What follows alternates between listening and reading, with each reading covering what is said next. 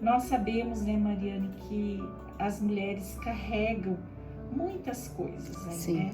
Da ancestralidade, muitas feridas, muitos traumas,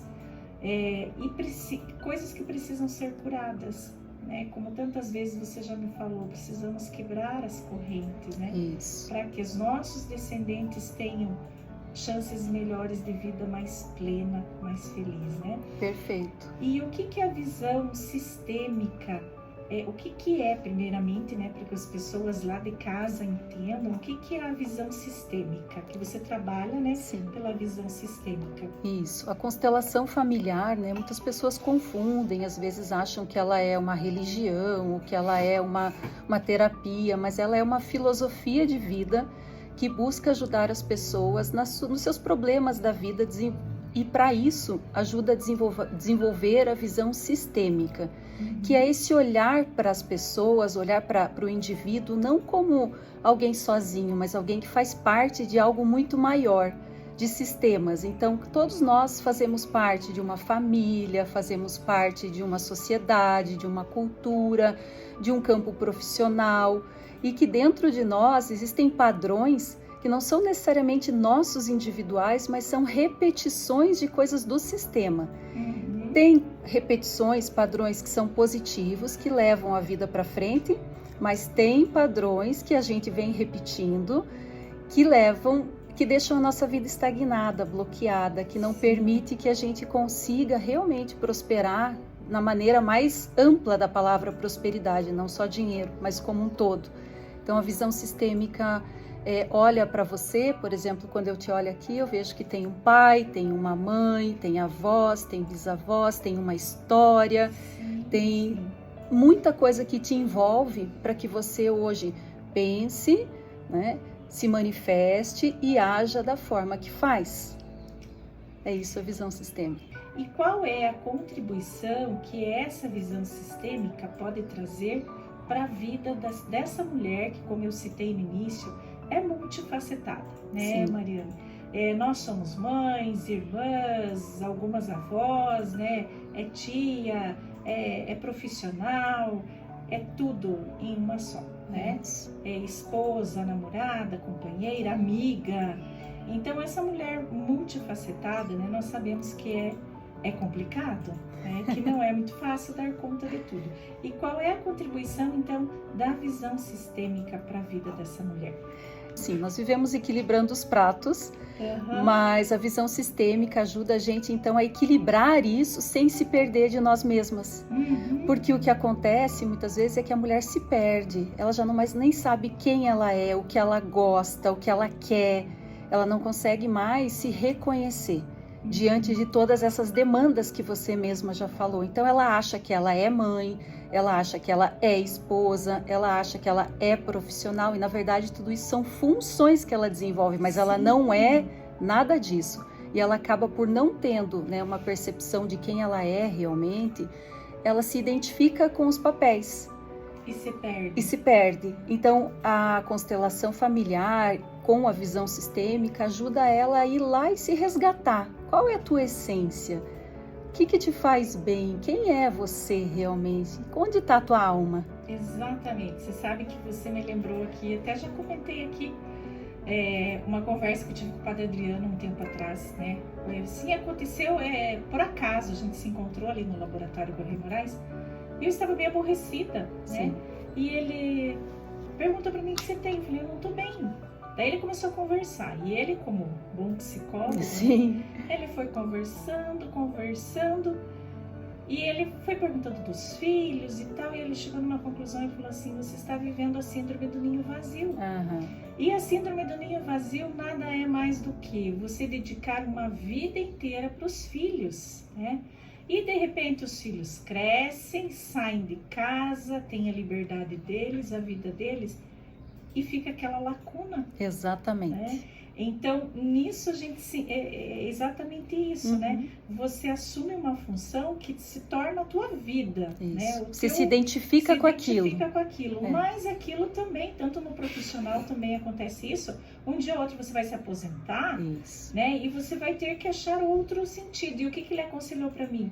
busque outros sentidos para sua vida, né? Outros caminhos, outros sentidos, né? Que não sejam esse de ficar o tempo todo ali cuidando dos filhos, porque agora eles têm a vida deles, né? Eles seguem outros caminhos. Exatamente, é reconhecer que os ciclos encerram e que a gente continua depois disso. Sim. Que a gente não morre com os ciclos que acabam. Exatamente, porque aí fica aquela lacuna e a gente fica perdida, né? E agora, o que eu vou fazer? Quem sou eu? Quem sou eu? Eu tô aposentado, não trabalho mais, né? Meus filhos já não precisam do meu cuidado integral, né? O que eu vou fazer? Eu tenho que buscar novamente a minha reconexão, né, Mari? Nós mulheres somos muito direcionadas pelo senso de utilidade. Sim. Então, todo ser humano, né, ele precisa ser útil, né? Eu acho que essa é uma necessidade da vida, né? Mas a mulher em si, por tudo que ela faz e por toda essa característica dela de ser multifacetada, como você já falou, nós temos que sempre estar sendo útil. E esses dias eu passei por isso, meu filho também foi morar fora, eu sentei com meu marido e falei assim, nossa, é um vazio. Eu sei que ele tá lá, ele tá bem, mas assim, e eu? O que fica agora de mim, né? Como que eu faço? Então, a gente acaba tendo que se resgatar, porque senão a gente entra numa tristeza, a gente entra num sofrimento. E às vezes isso nem é só nosso, né? Isso já é do padrão lá familiar, em que todas as mulheres sempre foram muito somente dedicadas à família e elas não tiveram a sua vida própria, né? Sim, com certeza. E aí o que acontece? Adoecem. Isso. Aí vem as crises de depressão, de ansiedade, né, Mari? Porque é realmente isso, aquela questão de fazer tudo com excelência, querer ser excelente em tudo, né? E aí chega um dia que a ficha cai, opa, mas e onde que eu fiquei? Onde que eu me perdi nisso tudo, né? E quais as feridas que a mulher moderna carrega da linhagem feminina que antecedeu, né? Você falou, nós somos as nossas mães, nossas avós, bisavós. Sim. E nós carregamos, né, feridas dessas gerações, porque nós sabemos que não muito tempo atrás, né, Maria, o machismo, a questão toda né, como que eu vou dizer ali, de um paternalismo muito forte, né, trouxe feridas para essas mulheres, né? Quais seriam essas feridas? Sim, todas nós, não vou colocar todas, porque pode ser que alguém já viveu uma realidade diferente, mas vamos colocar que 99% de nós mulheres carregamos essas marcas, né, dessa ancestralidade. Eu acho que uma das mais ainda evidentes é o silenciamento, a falta de expressão, não conseguir expressar o que sente, o que deseja, o que gosta, né? Isso é uma dessas marcas. O autossacrifício, né? Que é isso que a gente acabou de falar, né? Eu preciso me sacrificar por tudo e por todos, porque assim eu me sinto importante, eu me sinto útil, eu tenho valor. Exatamente. Né? Então ela acaba vivendo essa sobrecarga e às vezes a gente nem percebe, a gente tá só arrumando, a gente vinha falando agora há pouco, né? O que mais que eu posso arrumar para eu me sentir útil? Exatamente. Né? Então a gente acaba se sobrecarregando, olhando primeiro para as necessidades dos outros para depois pensar na gente. Outra questão é a vergonha e a repressão desse feminino, porque nós viemos de mães, avós, muitas de nós, que as mães tinham vergonha de ser mulher, né? Tinham vergonha ou não poderiam mostrar que eram mulheres. Um sorriso já era uma falta de vergonha, né? Tipo, é uma sem vergonha. Pintar uma unha era sinal de passar um batom, né? Até mesmo assim, conversar publicamente. Então, muitas ainda vivem repetindo esse tipo de padrão inconscientemente, não sabe de onde vem essa vergonha e essa repressão desse feminino, o medo de rejeição e solidão. Eu acho que esse é um dos que mais pegam a mulher, né? O medo de ficar sozinha, o medo de não ter as pessoas próximas. Muitas mulheres, por isso que acaba acontecendo essa síndrome do ninho vazio, né? Porque a gente dedica toda a nossa vida e antigamente até existia uma crença de que os filhos vinham para um dia servir aos pais. E hoje, na nossa sociedade contemporânea, a gente já sabe que não funciona dessa forma. Os filhos, até então, antigamente eram mão de obra, né? Eram Com pessoas, certeza. eles Uhum. alimentavam uma comunidade familiar que vivia no interior, etc. Até hoje tem pessoas que vivem nesse modelo. Sim, os filhos, eles trabalhavam e tinham que dar todo o dinheiro para os pais. Para os pais, ou tá ali trabalhando para os pais sem Uhum, receber nada, uhum. né? E hoje não, hoje a gente sabe que os filhos, eles são criados, nós criamos pelo menos para que eles sigam, vão em frente e vão além do que a gente foi. Sim, com Então, certeza. a gente vai ter que lidar com essa solidão em algum momento, né? Sim. Então, essa é uma. E uma que eu acho assim bem importante para as mulheres é a crença sobre dinheiro e merecimento e poder. Né? As mulheres não foram ensinadas a lidar com dinheiro, não foram ensinadas a administrar financeiramente as coisas e se posicionar, serem líderes. Então, esse é um grande desafio ainda do feminino, né? Sim, porque Então, não faz tanto tempo isso, né, não, Mari? Que as mulheres viu? começaram Coisas a trabalhar, de 30, 40 Aham. anos atrás, né? começaram a ter o seu dinheiro, trabalhar fora, né?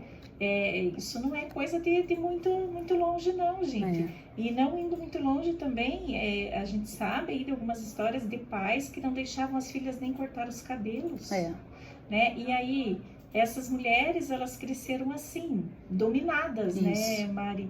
Dominadas. E difícil de se desapegar disso, porque vai levando para a vida. Que isso fica integrado dentro dela. É uma Aham. ferida que tá ali, às vezes ela nem percebe, né? Sim, aí Mas ela tá atuando. até tem aquela vontadinha, tipo, de cortar um cabelo, de passar uma maquiagem. Eu digo assim das mulheres já mais idosas, né? Aham, Não na sim. nossa faixa etária, porque nós já fomos liberando mais essa É. questão. Mas elas até hoje têm isso, né? Uhum. Que você vai ali maquiar ou passar um batonzinho para uma festa, alguma coisa. Ah, eu não quero, eu vou tirar isso, né? Então fica aquela Não coisa, se reconhece, não né? se reconhecem, né? Perderam muito, não tem aquela vaidade, aquela coisa que é bom também para mulher, né? Sim, faz Que é parte, a necessário. beleza faz parte do feminino belo, né? Com certeza. Do magnetismo feminino. Sim. E como então curar-se dessas feridas, desses traumas, Mari, dessas questões? Sim. Primeiro é reconhecer, né, essas feridas, então por isso que precisa de autoconhecimento. Precisa de disposição para dar uma chacoalhada lá dentro, né? Que a maioria das pessoas foge. Esses dias uma pessoa me falou assim, eu tenho medo do autoconhecimento, porque eu tenho medo do que eu vou encontrar. Eu disse assim, vai que você descobre que você é muito melhor do que você já é, e daí o que você vai fazer com isso? Né? Porque você não tem coragem de sair de determinados padrões. Então, o medo do autoconhecimento da mulher é tipo, e agora? O que eu faço se eu descobrir que eu tenho muito mais potencial do que eu estou usando, né? Então, o primeiro passo é esse, né? Começa com consciência, começa com autoacolhimento, e aí ela precisa ir virando algumas chaves para essa transformação, que inclui ela olhar com amor para a própria história, né? Compreender que nossas mães, avós, ancestrais, todas elas não tinham tantas opções como nós temos hoje, elas não tinham tanta informação e hoje nós temos. Então, se elas erraram, se elas foram, né, de uma forma em que a gente não aceitou por um tempo, é saber que elas tinham muitas limitações que hoje não fazem mais parte da nossa vida, né? Romper o ciclo de autossabotagem, né? Porque a mulher, ela vai, daqui a pouco ela se autossabota, ela põe tudo a perder, ela não se sente merecedora ou ela tem medo. Então, é romper esse ciclo, se permitir, né, sem se culpar, saber cuidar de si mesma, estabelecer limites, saber dizer não quando precisa dizer não. Eu digo dizer sim quando é sim e não quando é não. E muitas vezes a gente faz o contrário, né? Sim. Diz sim querendo dizer não e diz não querendo dizer sim, né? Então, isso gera uma confusão para o nosso feminino. É resgatar a própria voz, né? É saber se expressar, comunicar, falar o que sente, o que gosta, o que não gosta, sem medo de ser rejeitada, porque nós temos um grande medo de rejeição. Imenso, né? Imenso. É reconectar com o corpo e com a intuição, né? Porque muito tempo a gente foi vista, a mulher, por ter um corpo, né? Um corpo bonito. Nós temos a questão do corpo ligado, foi muito ligado à sexualidade, quando na verdade na mulher não é só isso, ela também é a sensualidade, mas ela não é só sensualidade. Isso. Então, o nosso corpo ele é um instrumento de vida, ele é um instrumento que gera vida. As nossas mãos são instrumentos de amor, são sagrados, né? Todo o nosso foram corpo transformados em objetos, em objeto, né? Então a gente precisa também sair dessa crença de que meu corpo né? A gente daí começa a rejeitar o próprio corpo. E com essa questão da intuição também, porque muitas vezes mulheres foram taxadas de louca, porque conseguem ouvir a voz do coração, bruxas, né? Porque se conectam rezando, porque conseguem ter algumas percepções que, né, estão nesse campo do feminino. Então, essa conexão com a intuição, trabalhar o pertencimento e a autoestima, porque a mulher, muitas vezes, ela mesma se exclui de várias questões, né? Porque por não se gostar, por não saber trabalhar a autoestima, e autoestima não é autoimagem, porque tem muita mulher com autoimagem linda, e não tem autoestima. Mas não tem autoestima. Precisa projetar na imagem aquilo que não tem dentro, né? Para disfarçar, para gerar uma máscara. Isso. Então, a autoestima vai além de autoimagem. Honrar e transformar a sua vida através mesmo, né, das práticas, como eu coloco, práticas sistêmicas, a constelação, a dança, encontros simbólicos, né, como nós fazemos lá no Gratos, né, como vários encontros, autoconhecimento. Então, tem muitas formas aí de curar essa ferida, né, essas feridas, mas tem que, primeira coisa, ter a intenção. Porque vem de dentro, né, Mari? Vem de dentro. Toda a cura vem de dentro. Eu posso querer o melhor para você, mas se você mesma não quer o melhor para você, eu não posso fazer nada. A cura vem de dentro, querido ouvinte. E o autoconhecimento é fundamental para qualquer cura. De qualquer doença, de qualquer trauma, o autoconhecimento, porque sempre vai partir de dentro. Sim, né, Mari? Exatamente. Por fora você pode reformar tudo, mas se por dentro continuar estragado, né? Isso, aquele vazio, aquele buraco, né? E hoje as pessoas vivem e falam muito desse vazio, né? Sim. Esse vazio é perda de si mesma, é não conexão com a alma, né? E é triste, né? Vivemos num momento bem triste, né, da sociedade. Nós vamos para um rápido intervalinho, pessoal. Já estamos com 13 horas e 8 minutos. Hoje nós estamos conversando com a Mariane Tokarski, que ela é consteladora familiar, né? Essa mulher incrível, né? Que hoje nós temos a chance de ouvir aqui no nosso programa Bem Me Quero. Nós vamos para o intervalinho e já nós estamos de volta. 7 de março de 2025, estamos aqui no oferecimento da Clínica Renove e também do Correio Moraes Saúde. Eu sou a Joselba Haas e juntas nós estamos na melhor sintonia, na sintonia da 91.7. E hoje ainda mais sintonizados com cura, porque hoje nós recebemos aqui a nossa querida Mariane Tokarski e estamos com o tema Mulheres que Curam. Né? E a Mariane tem esse trabalho lindo de constelação familiar que cura, né? Que faz com que a gente realmente vá para dentro de nós mesmos, né? E consiga encontrar aí a cura para tanta coisa que a gente muitas vezes, querido ouvinte, nós nem identificamos, né? E porque é aquela história, né, Mariane? Se você está na ilha, você não enxerga a ilha, você precisa sair da ilha para você enxergar. Então, nós precisamos muitas vezes sair de nós mesmos para nos curarmos, para encontrar o que nos adoece. E a Mariane desenvolve esse lindo trabalho, né? E hoje ela nos deu a honra de estar aqui conosco, né? Mais uma vez, é sempre um grande prazer, Mari, receber você aqui. Então, obrigada, eu que agradeço, nossa, essa oportunidade de poder estar levando para tantas pessoas esse conhecimento, né, Joselba? Desmistificando tabus, né, preconceitos. Então, eu agradeço muito a oportunidade.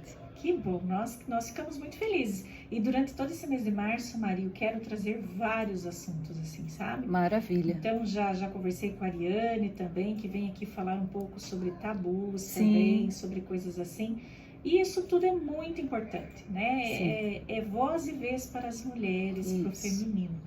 Mas falando em feminino, nós não podemos esquecer que os homens são muito importantes na nossa vida. Né? Com certeza. Nós estamos falando das mulheres, Dia Internacional da Mulher, mas você, homem, querido ouvinte aí, Nando, né? Todo esse pessoal, os homens que estão aí conectados ouvindo o programa, os homens são muito importantes na nossa vida.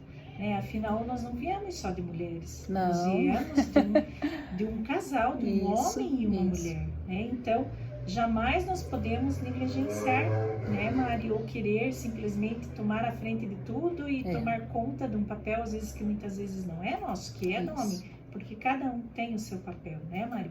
E como que os homens podem contribuir para esta cura das dores do feminino?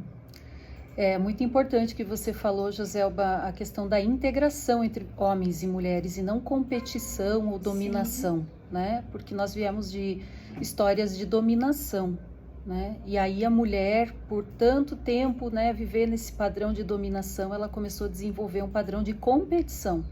E isso não está levando nada à frente de uma maneira saudável. Hoje os maiores... digamos assim, as maiores consequências são sentidas nas crianças, nos filhos desses casais que estão vivendo essa disputa entre quem manda mais e quem pode mais, e as crianças estão perdidas, né? Trazendo aqui o contexto também da família como um todo. Sim.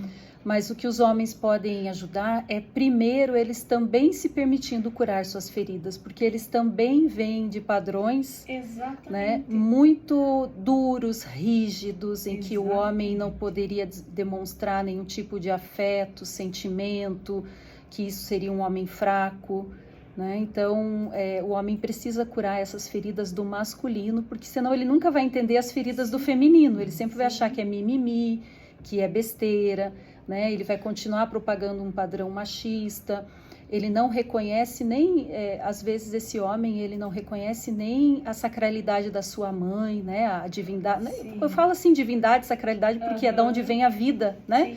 Sim, embora nossas mães e pais são pessoas normais, cheias de defeitos, assim como nós, mas eles deram o melhor deles através da vida que chegou até nós. Então, quando isso é bíblico, né? Isso é bíblico, isso. Pai e mãe. Exatamente.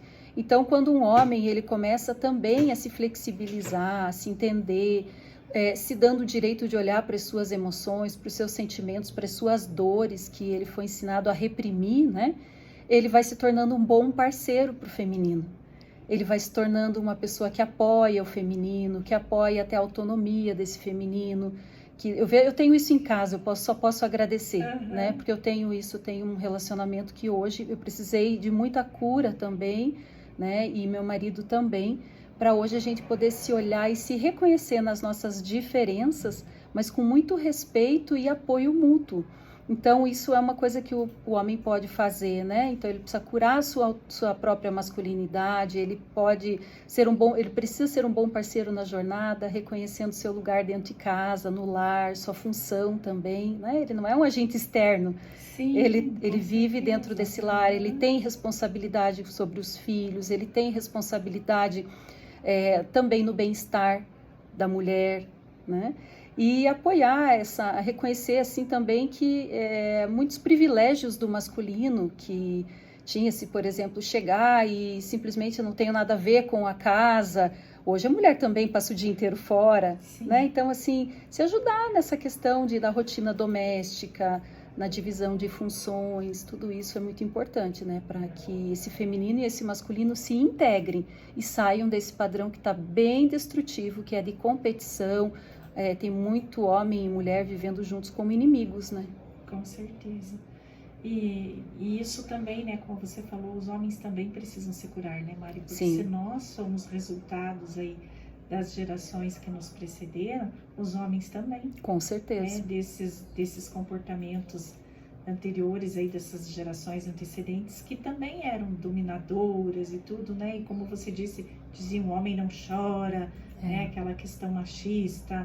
Então, eles também estão se curando, né, gente? Não somos só nós. Estão, e nós precisamos olhar com amor também para as limitações deles, né? Até para a própria... Sei que o que eu vou falar pode ser polêmico, mas para essa tendência de agressividade, porque ele aprendeu na vida que o homem lida com os conflitos, com os problemas, no soco, na bofetada, né? Mas ninguém é saco de pancada de ninguém. Essa questão da violência doméstica precisa ser ressignificada, né? Muitas mulheres que sofrem violência doméstica hoje em casa já viram suas mães sofrendo e elas falaram um dia, eu nunca vou sofrer.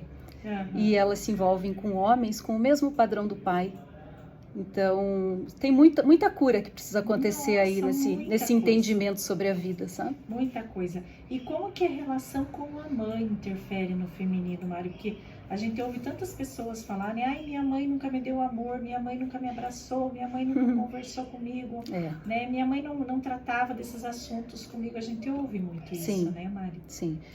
A relação com a mãe é a base do nosso feminino, da nossa feminilidade, né?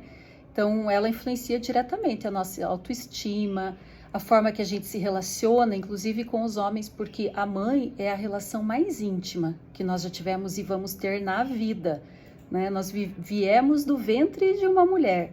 Nós nunca fomos mais íntimos de alguém do que já fomos da nossa mãe.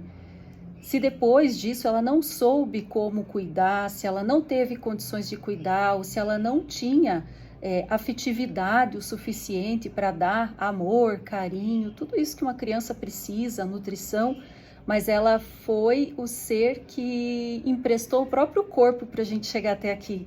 Exatamente. Então, se a gente tem dificuldades com a mãe, a gente tem dificuldades com a vida em si. Então, quanto antes a gente começar a olhar para a nossa mãe com mais respeito acima de tudo, e lembrando que ela não é Deus, ela não é uma divindade, né? Eu falei ali, a gente olha para a divindade da vida, mas a mãe também ela é uma mulher comum, que sendo comum, mesmo assim, correu o risco de morrer no nosso parto, enfrentou as maiores dificuldades para trazer a gente para a vida, e hoje a gente chega aqui e a gente muitas vezes olha e diz assim, não era a mãe que eu queria. Nossa, não é a mãe que eu pedi a Deus, essa mulher isso, aquela mulher aquilo, e a gente julga o tempo todo. E quando a gente está em julgamento para a mãe, a gente não está olhando para a vida, a gente está olhando só para essa mulher que cometeu os erros de acordo com as limitações e a consciência que ela tinha, também com os padrões que ela carregava. Sim, né? Com certeza. E há uma expressão, né, Mari, dentro da constelação sistêmica que é tomar a mãe. Isso. Né? Você pode falar um pouquinho para nós aí o que é o tomar a mãe? O tomar a mãe, ele vai além do aceitar a mãe. Porque o aceitar é meio que assim, tá, ela era assim, mas eu aceito, né? Tá, eu aceito. Mas aquele aceito da boca para fora. O tomar é eu integro. Eu tomo a minha mãe. Sabe como eu tô com um copinho de água aqui, os ouvintes não estão vendo, mas eu tô com um copinho de água. É quando você vai lá e pega, eu tenho sede, eu vou ali, pego o copo e tomo água. E quando eu tomo, aquela água não está mais fora, ela está dentro de mim. Sim.